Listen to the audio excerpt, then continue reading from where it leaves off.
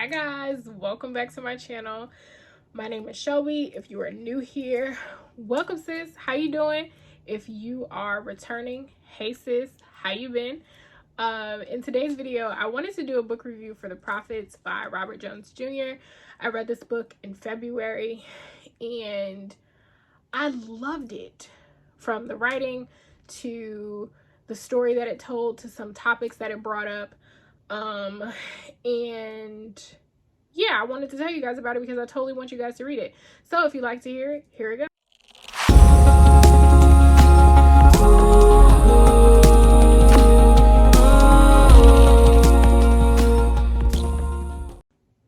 So usually when a book is being hyped up by everyone on Bookstagram, I am weary about it because usually books that are hyped up like that, I usually hate.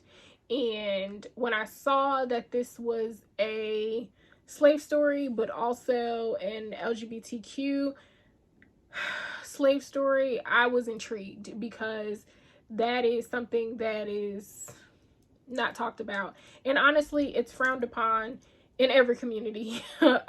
So I was really intrigued by it. And lo and behold, I thoroughly enjoyed this book. Now, let's talk about why I enjoyed it. Reading about slavery is not easy for me. I've mentioned that previously when I reviewed Yellow Wife by Sadiqa Johnson. It's not easy to read because I have my own stuff that I have to hold on to. So I don't want to have to carry around another set of anger based on a book that I read. One of the reasons that I enjoy reading this so much is because it wasn't graphic in the way that slave stories can be graphic. Was there instances where the slave owner whipped them and so on and so forth? Yes, but it wasn't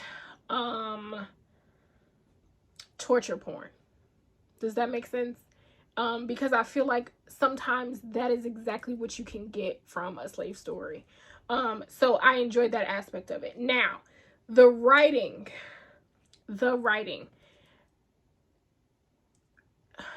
lyrical to say the least. There is something about the way that a sentence is put together that does it for me. Okay. I don't know about the rest of you, but a good sentence will get me together. And honestly, there are a whole bunch of stuff that I had like highlighted in here about that I loved. Samuel had the kind of eyes that invited people over, greeted them, and then quietly shut the door in their faces. And for some reason, standing out there on the wrong side of it, people felt compelled to keep banging on that door until, by some mercy, he opened it. Like, when you say that I don't like people, describe it that way, okay? You get me? You get me. It just, the way that it was written and the story that it told. I didn't know what to expect going into this, but we meet two characters, Isaiah and Samuel, and they love each other. They've loved each other since they saw each other when they were children. Like, they just knew, and they've been together. They work on the plantation. Well, they're slaves on a plantation, and they work in the barn with the animals, and they are in love. And one of them happily in love, and the other one scared happily in love. Isaiah is confident in himself, and he does what he has to stay out of the way, not necessarily for the sake of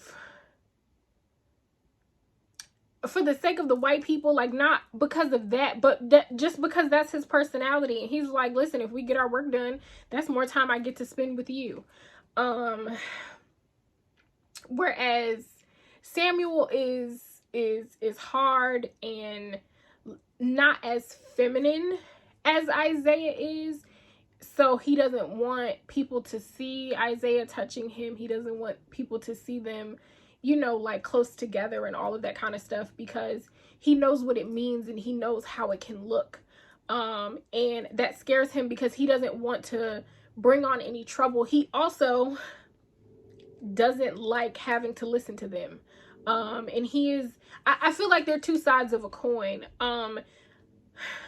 Isaiah understands his place, but he does not let that shape him. Whereas Samuel is angry that he's a slave. Underlying, he does what he has to, but he is angry about it. He's not the kindest person. So their relationship is causing turmoil on the plantation because their owner wants to breed them and they just won't. And they've kind of slipped through the cracks of not having to reproduce with women. One, because they're not attracted to women. And two, just because they don't want to have to do that. They don't want to have children brought up in this world. Which I don't blame them, because I feel the same way every single day. So what I also enjoyed about the book was we got to see the plantation from everybody's vantage point. So we met Samuel and Isaiah, and then slowly but surely we met other people on the plantation, all the way down to the slave owner, his wife, and some other white man that worked for what's the dude that, y'all know what I'm trying, the overseer. There we go. So the story unfolds, and there are some slaves that don't care what Samuel and Isaiah do. They are happy for them, or just indifferent. It does not matter to them. Where there are others that also don't care, but understand that if Samuel and Isaiah comply, that it'll make it easier for everybody. And if Samuel and Isaiah would just have some babies with somebody, then Master leave all of us alone and it'll be easier for everybody. And it brings up religion and the idea that being homosexual is wrong in God's eyes.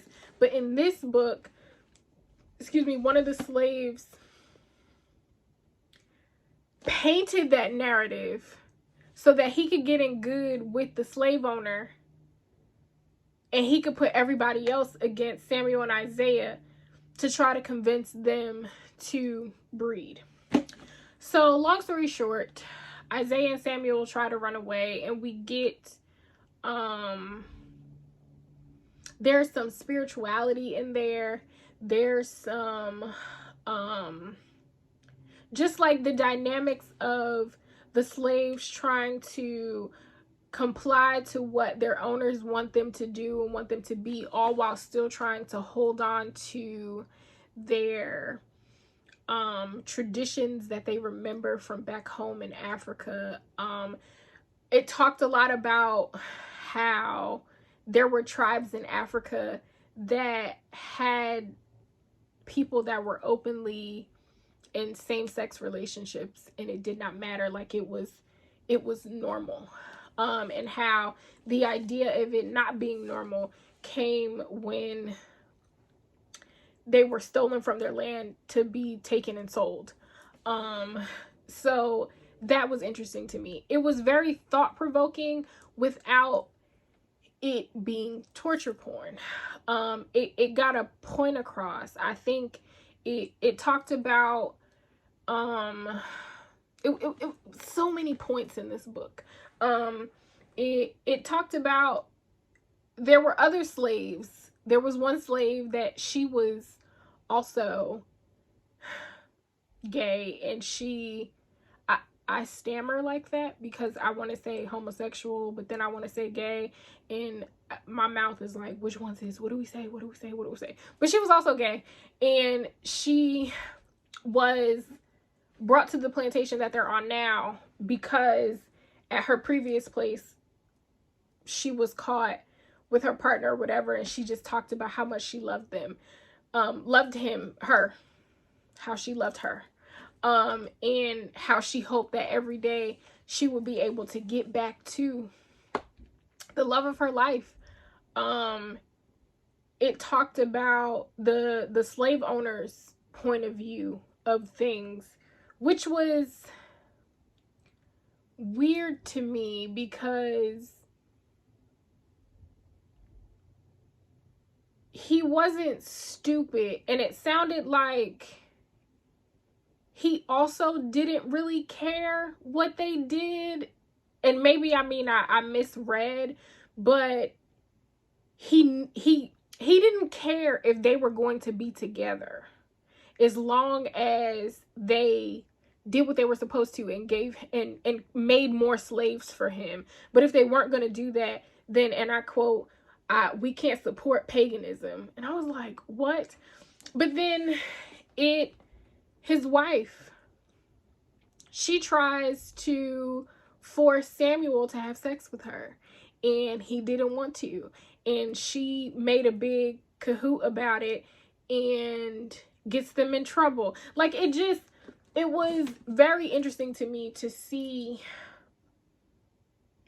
the plantation from everybody's point of view. Like, the owner it's all money to him. His wife is upset that her husband has babies with some of the slaves, so she wants to have sex with the slave too, because if he has one, I should be able to have one as well. The overseer is upset because he's poor and he's not paid well, and his life was crap, and here he is living amongst these N-words, and he doesn't understand his life. And then the other slaves, they're all just trying to get by, but they have personality, and they have things that they've been through that in a lot of cases isn't thought about. It's not thought about.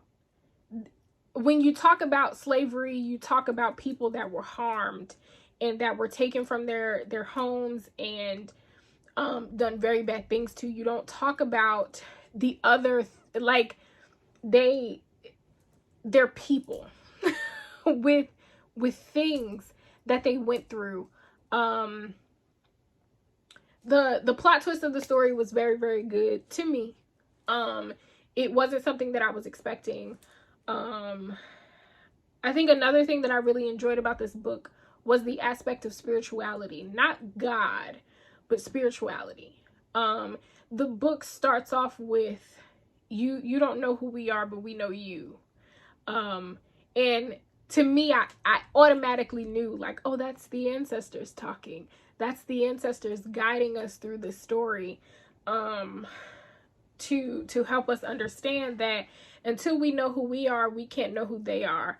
So I thought it was so interesting. I think overall, it's a story about love and how far love can take you, and what that actually means. Not based on who you love, but just love in general. If you have a little bit of love, it can take you so far. All you need is love. But I really, really enjoyed this book. I give it a 5 stars. From the writing, from the story itself, from the plot twist, I think it was a 5 star. I feel like I told y'all enough so that you can read it without spoiling it for you guys. I think I've held off with doing reviews because I feel like there's a really thin line between a review and then just straight up spoiling a story for you guys. So I feel like I gave y'all enough. Let me know in the comments. Before you go, don't forget to subscribe. And if nobody has told you today, I love you. And I will talk to you guys soon.